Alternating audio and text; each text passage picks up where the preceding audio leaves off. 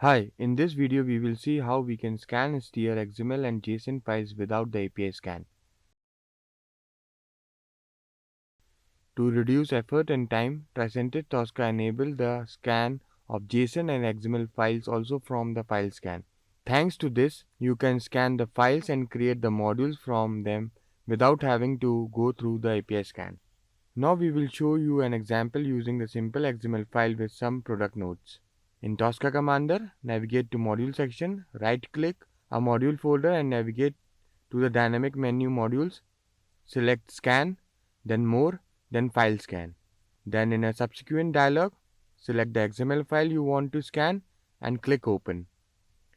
This will scan the XML file, which is different from API scan, and the newly created module will automatically appear in your modules folder. Now we will drag this module to a test case section and drop it into a scan file test case, which I already created. We will now have a module which contains the structure of the file. But to perform the test on the file, you will need to tell Tosca to open and create file, and then you can work with it. Add open create XML module, which is present in the standard subset as a test step. Now enter the XML file path in the test step attribute. Add the resource which will act as a cache memory to store file during the execution. Then in the product request test step, add the same resource in the resource attribute.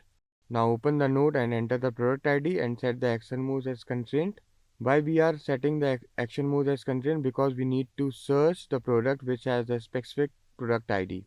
Now in the same node, enter the product ID and verify it. Now we can run the test case.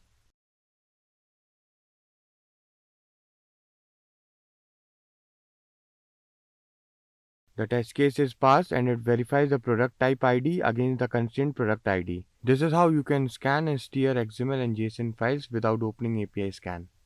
Thanks for watching this video. Subscribe to the Tricentis Academy channel to get the latest tips, tricks, and user tutorials to help you best utilize Tricentis continuous testing platform.